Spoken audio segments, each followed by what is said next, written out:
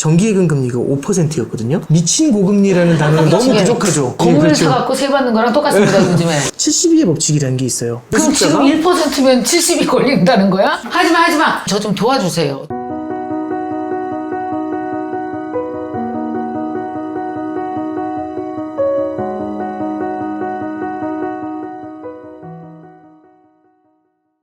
자, 요즘에 정말 고마운 분들이 있습니다. 혼자만 돈 벌어도 되는 걸 어떻게 버는지, 어떻게 돈 버는지, 어떻게 부자가 되는지 혹시 뒤처질까봐 그렇게 알려주려고 하시는 분들이 많이 있지만 그 역할을 가장 먼저 해왔던 분들 중에 한 분이 바로 우리 오건영 저자님이십니다. 한 2년 전에 오셨을 때도 막 완전 대박이었었는데 반갑습니다. 다시 오셔서. 그동안 잘 지내셨어요? 네, 열심히 살았습니다. 네, 근데 요새 안 보는 동안 여의도 일타 강사 됐어. 나는 저기 대추동에만 일타 강사 있는 줄 알았거든? 근데 우리 오건영 선생님이 지금 일타 강사 되셨어요. 어떻게 이 별명이 왜 붙었어요? 이제 저기. 강의를 되게 잘하시잖아요. 아닙니다. 그건 아니고요. 저도 이제 신문방송학과를 나와가지고 경제를 지금도 잘 모르지만 네, 은행에 들어가니까 되게 힘들더라고요. 그리고 이제 특히 뭐 투자 관련 업무를 할 때는 너무 어렵더라고요. 그래가지고 그때 당시 이제 공부를 되게 이제 열심히 하려고 시작을 했는데 주가가 오르고 떨어지고 하잖아요. 그러면 이제 왜 올랐지 왜 떨어졌는지 이게 되게 궁금하잖아요. 그래서 이제 신문을 봤죠. 인터넷 딱 열어봤더니 뭐라고 나오냐면 외국인이 팔아서 떨어졌다고 나와요. 맞아. 그런 거 진짜 많이 나와. 네, 근데 외국인이 팔아서 떨어졌다고 하면 너무 나이브하니까 뭐라고 나오냐면 외국인의 선물 매도 공세가 집중이 되면서 주가에 하락 압력으로 작용을 했다. 이렇게 멋있게 말이 나와요. 똑같은 말이잖아. 그렇죠. 그래서 떨어졌다는 거잖아. 그렇죠. 프로그램 매매가 집중이고 기관이 팔았다는 얘기고. 근데 좀 있어 보인다. 그렇죠. 이유 있어 보여. 네, 그러니까 결국엔 다 들어보면은 콩나물 도매상이 팔았는지 소매상이 팔았는지 어쨌든 콩나물 팔았다는 얘기잖아요. 팔아서 많이 팔아서 빠졌어요잖아요. 그렇지. 그 다음에 이제 궁금한 거 그럼 왜 팔았어? 여기까지 들어가잖아요. 그러면 그렇죠. 이제 누구도 답을 안 해주죠. 외국인이 아니니까. 외국인이 팔아서 떨어졌다는데 외국인이 아닌 why did you sell? 이렇게 물어볼 수도 없고. 그럼 걔네한테 가서 물어봐야 그렇죠. 돼요. 근데 누가 전화를 받겠어요, 제 전화를. 그러니까 물어보고 싶다. 그게 이제 제일 좀 고민이 됐었던 거죠. 그래서 그때 당시에 이제 그런 질문들이 하나하나 스스로 좀 답을 했었던 과정이 있었던 것 같아요. 그러다 보니까 맨땅에 헤딩을 하면서 이렇게 올라왔었던 게 있어서 그렇게 이제 지금 책을 쓰다 보면은 책을 쓰다가 이제 이런 느낌이죠. 이 부분은 이해가 잘 안 되시겠다. 기준금리를 인하했다. 이거 이 기준금리라는 말씀이 이해가 안 되시겠다. 이 기준금리는요, 이렇게. 그러다 보니까 이제 말도 길어지고, 이제 이런 것들이 좀 있는 것 같아요. 솔직히 저는 어떤 생각이 드냐면요. 재테크는 주입식 아니고 이해가야 돼요. 내가 이해가야 돼요. 네. 내가 왜 투자하는지. 네. 근데 요즘 사람들 잘못하면 다 주입식이죠. 걔가 팔았대, 팔아. 샀대, 사. 저 김동완 대표가 하래. 내가 아닌 것 같거든요. 저는 되게 중요한 부분을 말씀해 주셨다고 생각이 되는 게 코로나 사태라는 거는요. 어떻게 보면은 그러니까 결국에는 경제 자체가 움직이는 걸 멈추는 그런 사태라고 볼 수가 있는 거거든요. 그러니까 하나의 거대한 눈보라, 거대한 자연재해 같은 거죠. 그러다 보니까 사람들이 다 집에서 나오지는 못하는 것들, 굉장히 긴 기간 동안 그게 이제 저는 코로나 사태였다라고 생각을 하고 전 세계 경제가 글로벌 금융위기가 08년이었거든요. 네. 그때 이후로 굉장히 많은 부채를 쌓아 올렸어요. 굉장히 많은 부채를 쌓아 올렸고 너무나 부채가 많다는 게 문제입니다. 부채가 많은 상태에서 코로나 사태로 경제가 멈추는 게 문제입니다. 그러면 저는 계속 돈을 벌어가지고 이자를 갚아야 되거든요. 그렇죠. 근데 갑자기 부채가 엄청나다 보니까 경제가 스톱! 해버린 거죠. 그럼 어떤 일이 벌어지냐면 어쨌든 이자를 갚아야 되니까 경제활동을 해야 되는데 경제활동 자체가 멈춰버린 거죠. 그러다 보니까 전 세계 금융경제가 한꺼번에 흔들리기 시작을 합니다. 왜냐하면 빚을 갚지 못하니까 다 줄도산이 일어나는 거잖아요. 그래서 이제 그때 당시 2020년도 3월, 4월에 코로나 사태 때문에 코로나 위기 때문에 전 세계 금융시장이 폭락을 했었던 가장 큰 이유는 단순히 코로나 사태 하나만 있는 게 아니라 부채가 같이 있었기 때문입니다. 부채가 있는데 경제 활동이 멈춰서 됐다. 두 개가 같이 붙은 거죠. 그게 2020년도 코로나 터지고 바로 그렇죠. 3월 달이죠. 주가가 확 떨어질 때. 그때 샀어야지. 그러니까 계속 떨어질 줄 알았지. 그렇죠. 여기서 이제 우리가 좀 볼 게 있어요. 진짜. 이게 두 가지를 나눠서 말씀을 드린 이유가 여기 있어요. 뭐냐면 이제 그때 당시 나왔던 게 뭐냐면 이제 연준에서 미국 연준에서 돈을 풀어가지고 문제를 해결하려고 한다. 이제 이런 얘기가 나와요. 근데 거기에 대해서 바로 반론이 나옵니다. 뭐라고 나오냐면 그러면 연준이 바이러스도 치료하든 이렇게 얘기하는 거죠. 바이러스는 치료하지 못해도 그렇죠. 바이러스 때문에 생긴? 빚 문제가 생긴 거 있잖아요. 그렇지. 금리를 최대한 낮춰주고 맞아. 보조금을 제공해주면서 맞아. 파산하는 거를 최대한 오케이. 이연시킬 수 있죠. 맞아요. 언제까지? 바이러스를 언제까지? 치료하는 그때까지 오케이. 시간을 벌어줄 수 있다라는 게 맞아요. 포인트가 됩니다. 그래서 연준은 바이러스를 치료할 수 없습니다. 네. 그런데 부채의 문제를 갖다가 완화시켜 줄 수는 있죠. 맞아요. 그래가지고요. 다시 백신이 나오든지 어떻게 하든지 간에 코로나 사태로부터 돌아오는 그 순간까지 네. 우리 연준이 도와드릴게요 하면서 엄청난 돈을 뿌리게 됩니다. 지금까지도. 예, 그렇죠. 이게 이제 양적 완화라고 하고요. 아직까지 이어져 오고 있는 거죠. 그러면 우리가 이제 볼 수 있는 게 뭐냐면 양적 완화를 통해 가지고 은행들한테 자금이 주입이 되잖아요. 그럼 은행들은 아무래도 거대한 대기업이나 안정적인 경제 쪽으로 자금이 흘러가게 돼요. 그러면 빅테크 같은 기업들의 주가는 굉장히 빠르게 뛰어 올라가겠죠. 자산시장 전반이 뜨겁게 달아오릅니다. 돈이 그쪽으로 몰렸네. 그렇죠. 그런데 최근에 경기가 많이 좋아졌다고 해도 2020년도 2월 3일 코로나 직전에 보다 지금 일자리가 670만 개가 사라져 있어요, 지금. 누적되니까. 그렇죠. 누적으로 하니까. 그러니까 효과가 누적돼요? 아직까지도 670만 개 일자리가 모자란 거예요. 그때에 비해서도. 맞아요. 그러니까 이걸 메워야 된다라고 아직까지도 연준도 그렇고 다들 얘기를 하는 거죠. 이제 처음에는 연준이 바이러스를 치료한다는 관점에서 코로나는 결국에는 부채하고 코로나가 붙어서 나타난 위기다. 그렇지. 두 번째는 두 번째. 연준은 바이러스를 치료하지 못하지만 양적 완화를 통해서 부채를 치료하려고 했고 부채를 치료하는 과정에서 돈을 뿌렸더니 자산 시장이 뜨겁게 달아올랐다라는 빅테크로 말씀. 갔다. 그렇죠. 그런 쪽으로 자산 시장이 뜨겁게 달아오르게 되고 그렇죠. 실물 경제는 차가운 모습이다. 그럼 어떻게 되냐면 막 이게 네일 아트샵, 미장원 막 이런데. 그렇죠. 그러면 식당 막 이런데. 결국에는 K 리커버리라는 게 나타나요. K 리커버리가 이제 그 한류 이런 게 아니고 그렇죠. 팍 떨어졌다가 팍 튀어오른 다음에 한쪽은 하늘로 날아가고 그렇지. 한쪽은 하늘로 밑으로 밑으로 가라앉고 이런 일이 벌어지죠. 그러니까 실물 경제 회복은 굉장히 더딘데 자산 시장은 굉장히 뜨거운 이런 양극화가 나타나게 되는 문제가 생기게 됩니다. 그래서 이제 그 코로나로 이 양적 완화라든지 경기 부양의 효과로 양극화가 나타난 게 네네. 이제 우리가 바라봐야 될 세 번째 케이스다라고 코로나 이후에 그 케이스를 하나 더 말씀드릴 수 있을 것 같고요. 지금의 상황을 그럼 말씀을 드리면 이런 거죠. 네. 돈을 마냥 뿌리는 게 좋진 않다라는 것에 대한 인식이 강해지기 시작을 했어요. 그러면 어떻게 하냐면 방식을 바꾸게 됩니다. 중앙은행은요, 은행은 돈을 빌려줄 수 있습니다. 줄 수는 없고요. 돈을 빌려줄 수만 있습니다. 예를 들어서 중앙은행에서, 한국은행에서 금리를 0.5% 인하합니다라고 하잖아요. 그러면 에브리바디한테 적용이 되죠. 그쵸. 부자한테는 0.2%만 인하하고 가난한 사람들한테는 1% 인하하고 이렇게 못하고요. 모두한테 고루 0.5% 인하가 되는 거죠. 네. 금리를 0.5% 인상합니다 해도 모두에게 똑같이 적용이 돼요. 그런데 요건 조금 다릅니다. 재정 정책 같은 경우는 달라요. 재정 정책은 정부가 쓰는 겁니다. 미국의 정부는요. 자기들이 스스로 얘기를 해요. elected officer이라는 표현을 쓰거든요.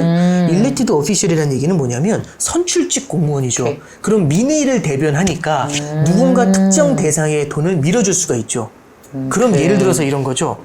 소득 일정 수준 이상의 개인들한테 $1,400씩 수표를 줄게요. 이런 게 가능한 거죠. 통화 정책은 모두한테 중앙은행에서 돈을 공급하거나 금리를 인하하는 건 모두한테 모두에게. 적용이 되지만 재정 정책이라는 거는 정부가 특정 대상에게 자금을 지원해 줄 수 있어요. 그래서 이제 미국에서 뭐 이런 것도 있죠. 집을 잃고 쫓겨날 것 같은 네. 상황에 처한 서민들한테 일정 부분 렌트비를 지원해 준다. 이런 것들이 가능한 거죠. 중앙은행은 그렇게 해줄 수가 없는 거죠. 그래서 이제 재정 정책 쪽으로 이 K 리커버리를 말씀드렸는데 그쵸. 하단을 이제 좀 정밀 타격이라고 해요. 아하. 정밀하게 지원을 해주면서 너무 자산 시장이 부글부글 끌어올리니까 이걸 어떻게 제어할 수 있을까? 기존에 많이 뿌렸던 걸 조금은 좀 줄여야 되지 않겠어? 이런 얘기가 나오고 있습니다. 그래서 이런 쪽으로 이제 우리가 좀 초점을 맞춰서 이제 포인트를 잡아보시면 어떤가? 예, 그렇게 정리를 좀 해볼게요. 아, 그럼 우리나라도 사실 그렇게 돼야 되는 거잖아요. 그런데 이렇게 보면은 막 또 코로나도 인해서 가게 문을 9시까지만 열게 하니까 그냥 뭐 1층이 다 뭐 멸종해 간다. 1층 다 문 닫은 사람들 많고 가게세도 못 내고 막 너무 힘들어가는 분도 많고 이 양극단에 이제 있는데 우리가 이제 이거를 코로나가 이제 서서히 이제 조금씩 잠잠해지면 이걸 갖다가 네. 붙여서 만나는 지점을 만들어야 되겠네요. 네, 그러니까 이게 정책 담당자들 입장에서도 굉장히 어려운 부분이에요. 어렵겠어요. 왜냐하면 중앙은행들 입장에서도 금리를 올리고 싶어도 결국에는 금리를 올리면 자산시장은 뜨거워지는 자산시장을 제어할 수는 있지만 서민 경제도 힘들어질 수가 있죠. 그렇다고 금리를 올리지 않고 가만 놔두면 자산시장이 계속 뜨거워지고 이렇게 이제 굉장히 어려운 딜레마를 만들어내게 되죠. 그래서 이 코로나 사태라는 게 참 여러모로 우리나라에서만 나타나는 맞아요. 현상이 아니라 전 세계적인 양극화가 지금 많이 빠르게 나타나고 있는 그런 단계다라고 볼 수 있을 것 같습니다. 그러면요, 우리 이 얘기를 좀 네. 해봤으면 좋겠어요. 네. 이제 아까 그 K를 얘기했는데 지금 우리 현실적인 걸 보면 이 K 보면은 K의 그 밑쪽에 있는 우리 독자들을 위하여 시나리오를 쓴다면 내가 내 미래의 네. 1, 2년 내가 부자가 네. 되기 위한 네. 뭘 유의하고 뭘 해야 될지를 좀 이렇게 구체적으로 좀 알려줘 보세요. 네. 근데 저는 첫 번째는 이게 뭐 최근에 금리가 많이 오른다 이런 얘기를 하고 있지만 네. 금리가 그렇게 이게 오르긴 오르겠지만 많이 오르지는 못할 것 같아요. 아, 가장 큰 이유는 제가 은행에 처음 들어간 게 2003년도에 들어갔었어요. 네. 은행에 이제 그때 신입사원으로 들어갔는데 그때 당시에 정기예금 금리가 5%였거든요. 야, 놀랍죠? 5%. 이건 무슨 뭐 건물 그렇죠. 사갖고 세 받는 거랑 똑같습니다 요즘에. 근데 이야. 5%인데 그때 당시에 했던 얘기가 뭐냐면 이거 저금리라고 미쳤다고 미친 저금리라고 했었어요. 왜냐하면 불과 2, 3년 전만 해도 금리가 두 자릿수였으니까 지금 5%는 뭐라고 할까요? 미친 고금리라는 단어는 너무 미치게 부족하죠. 망하기로 작정한 금리 뭐 이런 거죠. 이 금리를 다시 평생 볼 수 있어요. 이 평생 정도 못 보지. 형용사는 나와야 되잖아요. 그러니까 언어로 형언할 수 없는 그 뭔가 그렇죠. 엄청난 고금리인 맞아, 거잖아요. 맞아요. 그럼 이제 우리는 옛날과 같은 그런 고금리 시대로 돌아가기 어렵다라는 이제 생각이 들어요.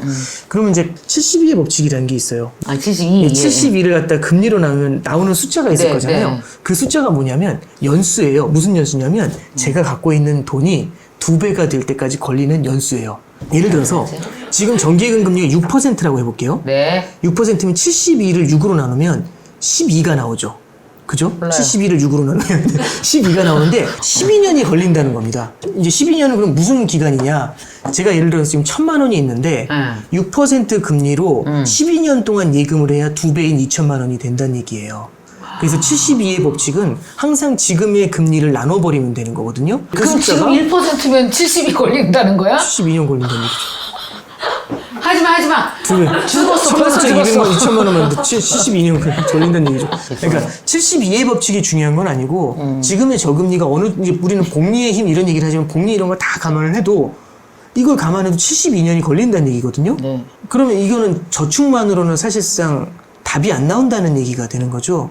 그럼 저축만으로는 답이 안 나오기 때문에 우리는 뭘 어쩔 수 없이 해야 되냐면 주식 투자해야 됩니다. 네, 투자라는 쪽에 이제 주식도 그렇고 이제 여러 가지 투자 자산들이 네, 있는데 네, 네. 그런 투자 자산 쪽에 눈을 돌리지 않으면 답을 찾기가 어렵다라는 거죠. 그러면 예를 들어서 저는 너무 주식 투자가 너무 무섭다라고 하면 4%가 될 수 있도록 주식하고 채권을 나눈 포트폴리오를 만든다든지 그렇죠. 4%면 아까 전에 말씀드렸던 그 정도 기간이 걸릴 거고 뭐 예를 들어서 6%다 지금 그럼 이제 6%의 수익률을 갖다 만들 수 있는 포트폴리오를 짜가지고 네. 주식에 예를 들어서 뭐 50% 투자하고 채권에 50% 투자해서 6% 만들 수 있는 숫자를 네. 그런 포트폴리오를 짜가지고 6%면 아까 말씀드린 71로 나누면 12년이잖아요. 네. 12년 만에 2배를 만든다든지 오케이. 이런 플랜들을 세워가는 방법이 일단 저는 꼭 필요한 것 같아요. 그래서 아, 저는 플랜 짜라. 투자를 갖다가 꼭 해야 된다라는 거를 갖다가 말씀을 좀 드리고 싶어요.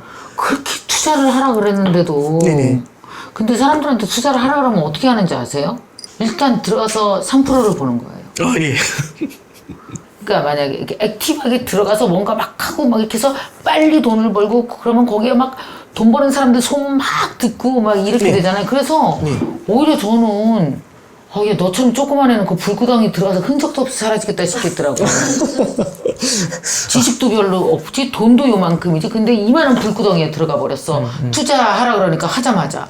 그래서 이렇게 약간 이렇게 사실 자산도 적고 네. 아는 것도 적은 사람이 하는 제일 좋은 그 공부 방법도 좀 알려주세요. 어떻게 해야 될지. 저는 첫 번째는 관심이 필요하다라고 생각을 오케이. 해요. 네. 이게 초기에 그 어떤 뭐 신문 기사나 이런 것들을 막 공부했다라는 말씀드렸는데 그게 그냥은 쉽지 않고요. 예를 들어서 제가 제 돈이 조금이라도 태워지면 네. 뭔가 주식이라든지 펀드라든지 ETF라든지 내 돈이 조금이라도 들어가면 네. 되게 관심이 커지게 돼요. 근데 너무 큰 금액보다 일단은 초짜니까 너무 큰 금액보다는 약간 부담스러운 크진 않으면서 약간 부담스러운 신경은 쓰이는 금액 정도를 갖다가 여러 개 자산에 분산해서 넣는 게 저는 첫 번째 포인트라고 봐요. 아, 오케이. 왜 그러냐면 한 자산에 넣어놓으면 그 자산만 바라보게 되고 그냥 그 자체로 바라기가 되고 그것만 보게 돼요. 근데 여러 자산에 넣잖아요. 어떤 효과가 있냐면 분산 투자 이것도 떠나서 여러 자산을 공부하게 돼요. 그리고 하다 보면은 어떤 놈들은 같이 움직이고 어떤 놈들은 반대로 움직이고 예를 들어 7, 8개 자산 이렇게 쭉 조금씩 깔아놓고서 그 다음에 걔들의 매일매일의 움직임을 봐요. 근데 오늘 올랐네, 내일 떨어졌네, 내일 올랐네. 이렇게 보시는 건 답이 아니고, 왜 올랐는지 떨어졌는지를 한번 스스로 찾아보는 거죠. 그럼 예를 들어서 제가 금을 샀거나, 제가 채권을 샀거나, 달러를 샀는데, 달러가 오늘 왜 떨어졌지 하면 달러 하락, 뭐 이렇게 해가지고 네이버나 이런 데 치면서 찾아보고. 계속 찾아보는 거죠. 그러면 경제신문에서도 그런 거 관련된 기사들이 나오는 걸 볼 수가 있어요. 그러면 내용들 보면 되게 짧고 성의 없어 보이고 별거 없는 것 같은데, 거기서 꼬리에 꼬리를 물면서 계속 탐구를 하는 겁니다. 그러니까 이게 첫 번째는 그럼 그게 쉽냐? 그게 아니라 일단 다양한 자산에 내 돈이 들어가 있으면 되게 답답할 때가 있어요. 어떻게 해서든지 알아내고 싶은 오기가 생길 때가 있거든요. 예, 그러면은 여기서 첫 번째 관심이 생깁니다. 그쵸. 그러면은 뭘 보게 되냐면 경제신문을 보게 돼요. 아. 주식 하나만 투자해 놓고 있으면 경제신문에서 주식면만 보고 버리거든요. 주식, 채권, 금을 투자해 놨으면 3면을 볼 수가 있겠죠. 부동산도 보고 다 그렇죠. 봐. 예. 전체 부동산 경제 미치펀드 이런 거 상황도 해놓으면요. 보고. 그렇지, 그러면 이제 그렇지. 여러 개 면을 볼 수가 있게 되는데 근데 저도 이제 겪어봐서 느끼는 건데 그냥 신문도 어려운데 경제신문은 훨씬 어렵더라고요. 이거는 도대체 까맣더라고요. 그냥 다 글씨구나. 이 느낌인데 이렇게 좀 말씀드려보고 싶어요. 어떤 아무리 어려운 텍스트도 읽다 보면은 저한테 와닿는 게 있어요. 기사도 그렇고 강사도 그렇고 맞아. 유튜브도 너무너무 좋다고 추천을 하는데 저한테 맞는 건 또 다른 얘기잖아요. 맞아. 그러니까 기사도 마찬가지였던 것 같아요. 그러다 보니까 기사의 특정 면에 특정 기자가 쓴 글이 좋을 때도 있었고 그런 자기한테 궁합이 맞는다는 표현을 써야 맞아. 되나요? 그런 것들을 이제 저도 이제 점점 찾아나가게 되더라고요. 그래서 그런 것들만 좀 이렇게 경제지. 좀 계속해서 꾸준히 보게 돼요. 책도 도움되죠. 예, 그렇죠. 책도 도움이 되죠. 그래서 이제 저도 이제 책을 보면 경제책도요. 저는 볼 때마다 새로워요. 어떤 책을 보면은 진짜 좀 한 책을 꾸준하게 많이 읽는 게 근데 그 책이 2번, 3번 읽을 수 있는 책이라는 얘기는 자기하고 궁합이 맞는 책이에요. 맞아요. 좋은 책이에요. 자기한테 궁합이 맞는 책을 여러 번 읽는 게 훨씬 더 많이 남고요. 그래서 이제 책이나 이제 이런 것들도 그때 강연이 도움이 되니까 그쵸. 첫 번째는 읽는 게 되게 저는 맞아요. 포인트가라고 보고요. 두 번째는 쓰기 시작을 했어요. 근데 쓰니까 그러니까 그날 읽었었던 기사들 중에서 포인트만 잡아서 제가 글로 써봤어요. 근데 이게 글로 쓰려니까 어떤 생각이 그냥 딱 앞에 앉아서 키보드를 딱 잡으니까 아까 뭘 했냐 하면서 이제 그걸 다시 읽어요. 다시 찾아보게 되지. 예, 그러니까 기사를 자연스럽게 2번 정도 읽어보게 되고 그 다음에 걔를 글로 구성을 하잖아요. 그렇죠. 그럼 저의 언어로 말해야 되니까 한 번 정도 되새김질이 더 돼요. 맞아요. 그래서 글로 썼습니다. 근데 이게 그럼 읽고 쓰라고 이렇게 되면 되게 황당한 얘기가 될 수 있는데 저는 여기서 만약 그치면 쓰는 거 오래 못 가요. 그래서 저는 그때 당시 어떻게 했냐면 이제 산에 메신저를 통해 가지고 그냥 지인들한테 동기들한테나 지인들한테 보내줬어요? 메신저를 보내줬어요. 그 썼던 걸. 그래서 오늘 중요한 내용은 이런 게 나왔나 봐요. 한데 이게 보내줬죠. 저는 그거 한 열흘 정도 했는데 아무도 반응이 없었거든요. 그래서 뭐 아무도 반응이 없네. 뭐 근데 이제 한 열흘 정도 돼서 되게 바빴어요. 그래서 그날은 못 썼거든요. 네. 근데 다음날 2명이 연락이 왔어요. 왜 안 주냐고? 왜 안 보내니? 또 이거 보여. 이게 엄청난 변화를 줘요, 사람한테. 인생 2명이 바꿔. 그러니까, 예. 그 메신저 2개가 바꾸는 거거든요. 그러면, 그러니까 이제 그때 들었던 생각이, 이제 사람이 얼마나 좀 그러냐면, 내 말을 들어주는 사람이 있나 봐. 이제 이러면서 너무 이제 감사하는 거죠. 막, 진짜, 이거 읽어주나? 막 해가지고. 그다음부터 또 열심히 했는데, 열심히 이제 써서 보내주고 했더니, 진짜 오래 쓰다 보면, 한, 예를 들어서 100일, 200일 쓰면, 확실히 열을 썼을 때보다 퀄리티는 올라가요. 오케이. 훨씬 매끄러워져요, 글이. 쓰던 것들이 훨씬 더 매끄러워지고. 그렇지. 그 다음에, 그럼 당연히 읽는 사람 입장에서 괜찮으니까, 이제 저한테도 보내주세요. 이런 것들도 오거든요. 네. 그럼 이제 그러면서 한 200명, 300명 되면 지금이야 뭐 저기 유튜브 뭐 하면 뭐 몇백만 명 이러지만 지금 그때 당시에 전 200명, 300명만 해도 이렇게 보내드리면 너무 고마운 거죠. 그렇죠. 그러니까 쓰면서 보내드렸는데 읽어주셔서 감사합니다. 무료인데도 무료. 아무런 돈도 안 받는데 거꾸로 너무 고마운 감사하겠네. 거죠. 예. 근데 그게 저를 계속해서 포스죠. 그러니까 결국에 저를 강압했던 것 같아요. 네, 써야 좋아요. 된다라는 생각. 그리고 거기서 보람을 느끼게 해줬고 지금의 저의 모습은 제가 과거로부터 살아온 저의 모습의 총합인 거잖아요. 그렇죠. 그러니까 지금의 금융시장의 모습도 과거의 하루하루의 순간들이 다 이어져서 만들어낸 지금의 그러네. 모습인 거거든요. 그렇죠. 그러면 과거부터 공부해야지 해가지고 과거의 책을 딱 열면 어떤 느낌이냐면 10년 전에 일기예보 보는 느낌이에요. 정말 재미가 없어요. 특히 금융은 더. 네, 안 보고 싶어요. 맞아요. 지금 게 맞아요. 궁금하죠. 그러니까 저는 이렇게 생각합니다. 과거로 너무 갈 게 아니라 아하, 지금을 현재? 보면서 지금부터 하루하루 쌓아나가는 게 되게 중요한 것 같아요. 그게 읽고 쓰고 히스토리지. 말하고 읽고 쓰고 말하고. 그럼 이제 당연히 네. 반론이 들어오죠. 그러면 나는 써서 누구한테 보내주는데 저는 블로그라는 제도가 있잖아요. 제도가 아니죠. 그죠. 너무 블로그라는 게 있죠. 좋잖아요. 아무도 안 읽잖아요. 읽으시는 분들이 나올 때까지 계속 쓰는 게 저는 15년 정도 하고 있거든요. 지금까지 하고 있어요. 그래요? 예. 지금 이제 페북하고 이제 네이버 카페에다가 그걸 하고 있는데 네. 그거 이제 계속해서 좀 이어오고 있고 지금도 일주일에 한 4, 5일 정도는 글을 써서 올려요. 예. 저는 그게 고맙습니다라고 이제 댓글 적어주시는 분들한테 제가 감사합니다라고 다 달아드리거든요. 왜 감사드리냐면 제가 이 글을 쓸 수 있게 해주셔서. 이게 저를 읽어주는 계속 사람이 그렇죠. 있어야. 아무도 안 읽으면 누가 제가 그걸 읽겠어요. 그러니까 너무 고마운 거죠. 그런 것들이. 오늘은 금융뿐만 아니라 이 금융을 활용하여 자기 개발을 인생을 만들어 나가는 것도 얘기해 주시네요. 네. 아유. 시나리오 코로나 이후 경제 한국 경제 상황 어떻게 되는지 한 번에 그렇게 또 깔끔하게 싹 정리해 주셨고 그다음에 금융 공부를 어떻게 시작해야 될지 또 말씀해 네네. 주시고 우리가 현재로서 할 수 있는 시나리오에 대해서도 말씀해 주셨는데 이제 마지막으로 이거 하나만 더 질문 드리고 싶어요. 네네네. 지금 요새 되게 심각한 게 공부 안 하고 우등생 되고 싶은 애 공부 안 하고 부자 되고 싶은 사람 네. 영어 공부에 하루에 1시간도 투자 안 하면서 영어 잘하고 싶은 사람 맞아요. 엄청 많죠? 아니 저도 마찬가지. 그러니까 이게 솔직히 어떠냐면요. 저는 영어는 안 그래요. 네. 난 근데 솔직히 지금 고백할게요. 네. 경제는요. 내가 너무 시간이 없어요 정말. 네. 그래서 저기 오건영 사부님 저 좀 도와주세요. 좀 이렇게 쉽게 네. 요거 정도만 너 딱 이해하면 그래도 코로나19 이후에 앞으로 한 1, 2년 경제를 이해하는데 도움돼. 이 컨셉은 꼭 잡아. 요것 좀 하나 알려주세요. 네. 저는 이제 여기서 이제 책에서도 말씀을 드리고 있지만은 네. 네 가지 시나리오라는 거를 좀 제시해 드리고 있어요. 그 네 가지 시나리오를 좀 보면서 이걸로 한번 좀 우리가 답을 한번 찾아보면 어떠냐. 그래, 저 알려주세요. 그렇게 생각을 네. 하는데요. 저는 되게 중요한 두 가지 팩터를 가져갑니다. 그게 뭐냐면 성장과 물가라는 거를 말씀을 드리고 있어요. 오케이. 성장은 고성장과 저성장으로 나눠질 거고요. 그쵸. 물가는 고물가와 고물가, 저물가로 저물가. 나눠질 겁니다. 그쵸. 그러면 이게 두 가지잖아요. 고성장, 고성장, 저성장, 고물가, 저물가면 2x2니까 네 가지 4분면이 나오거든요. 그쵸, 나오죠. 네, 그래서 이런 형태의 이제 4분면이 나오게 돼요. 네, 여기 이렇게 있어요, 이제 저도. 4분면이 나오게 되는데요. 여러분도 보시게 네. 될 겁니다. 네, 이런 4분면을 갖고서 이제 간단하게 말씀을 드리면 이제 국면 중에서 고성장 고물가 국면이라는 게 있고 네. 저성장 고물가, 고성장 저물가, 그다음에 네. 저성장 저물가라는 국면이 나올 거예요. 오케이. 그렇죠. 일단 첫 번째는 지금 현재가 언제인지를 어느 때에 있는지를 보는 거죠. 물론 최근에 물가가 올라간다는 얘기가 있지만 금융위기 이후에 지금까지 10몇 년 동안은 저성장 저물가 국면에 있다라고 얘기를 해요. 네. 일단 다른 것들은 몰라도 성장 자체가 굉장히 많이 정체되어 있었다는 걸 이제 여기다 좀 초점을 둘 수가 있죠. 그러니까 지금 현재는 그러면은 그렇죠. 저성장의 네. 저물가 저물가. 국면이다. 예, 이렇게 하고 있는데 물론 이제 최근에 경기 부양책을 강하게 하니까 물가가 좀 오르긴 하지만 나 왜 이렇게 고물가 같지? 네.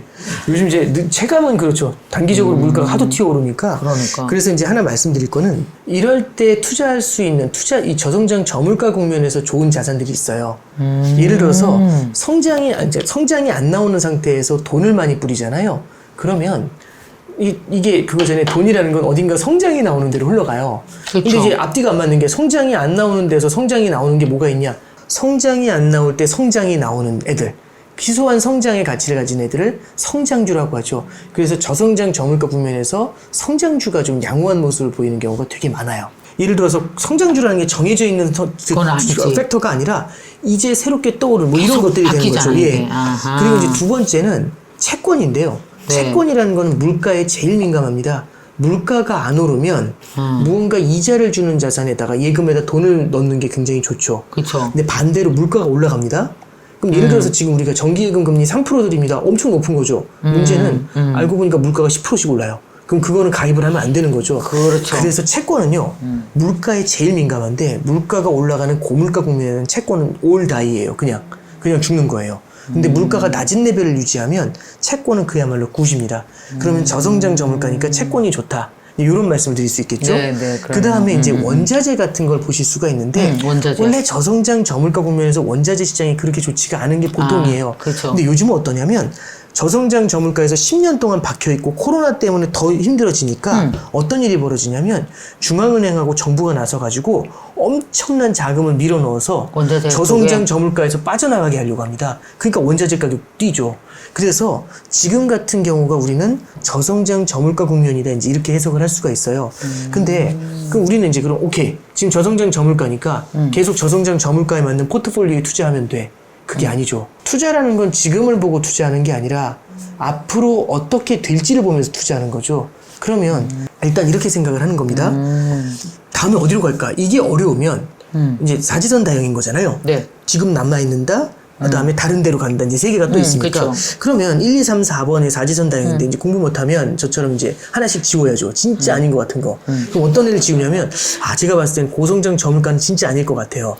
예? 고성장 저물가는 예를 들어 그건 아니요. 그건 아닐 것 같아요. 나도 그거 아닐 하나 것 딱 같아. 지우면 나 지우자. 그럼 이제 확률이 33%가 되는 거죠. 고성장 저물가 네. 하나를 지우는 거죠. 지웠어. 네. 예, 그럼 이제 세 개가 남잖아요. 그럼 세 개 중에서 확률이 높아지는 겁니다. 고성장 고물가. 네. 그러면 예를 아니야. 들어서 지금은 뭐 예를 들어서 이제 고성장 고물가나 그거 저성장 아니지. 고물가를 찍는 거죠. 그러면 오케이 나는 그러면 고성장 고물가가 아니라 저성장 고물가로 갈 것 같아. 예를 들어 이렇게 가정을 했다. 그럼 저성장 고물가 같은 경우가 이제 70년대 소비파동이에요. 예, 그러면 이럴 때는요, 저성장 고물가잖아요. 성장이 안 나오면 주식이 죽어요. 그죠? 근데 돈을 뿌려야 그렇지. 되는데 물가가 높으니까 돈을 많이 뿌리면 안 돼요. 이거 화폐가 지금 원자재 급락을 해버리니까. 그렇죠. 이럴 때 이런 게 원자재만 되겠다. 달려가고요. 물가가 높으니까 채권이 안 좋아요. 나 바로 이해 갔어. 그러면 저성장 저물가에 있는데 앞으로는 언제가 될지 모르겠지만 저성장 고물가로 갈 것 같아. 이런 생각을 하고 계시면 양쪽의 포트폴리오 자산들을 갖고 있는 거죠. 깔아놓은 다음에 다만 지금은 저성장 저물가니까 저성장 저물가의 포트폴리오 비중을 높이고 시간이 갈수록 저성장 고물가의 포트폴리오 비중을 늘려가는 식으로 조금씩 바꿔나가는 방법을 쓰시는 게 되게 포인트가 돼요. 이게 들으시면 되게 복잡하고 어려울 것 같은데 옛날에는 저도 3, 4년 전에는 이렇게 말씀을 못 드렸을 텐데 지금은 ETF라는 게 등장을 했죠. 그쵸. ETF라는 게 있으면 요즘 보면 개인 투자자분들도 HTS를 갖고 ETF 같은 거 많이 하세요. 펀드를 갖고 투자하시는 분들도 많고 저는 그런 데서도 충분히 이런 방법들도 아이디어로 가져가실 수 있지 않을까 예, 그렇게 조언을 좀 드려봅니다. 네. 그러네요. 아무리 옆에서 또 투자 전문가가 도와준다고 하더라도 결국은 나의 견해와 네. 그 사람의 견해가 만나서 뭔가 그렇죠. 의사결정을 하게 되는 네, 거잖아요. 그렇죠. 네. 그죠? 주식 투자라는 것도 항상 매일매일 나의 의사결정인데 의사결정하기 위해서 여러분들이 좀 공부를 계속 하고 있어야 될 것 같은데 빠르게 요즘의 시장을 또 볼 수 있는 쉬운 방법 도식화한 4분면을 한번 저성장 그리고 성장과 물가 측면에서 네. 한번 살펴봤습니다. 네. 네.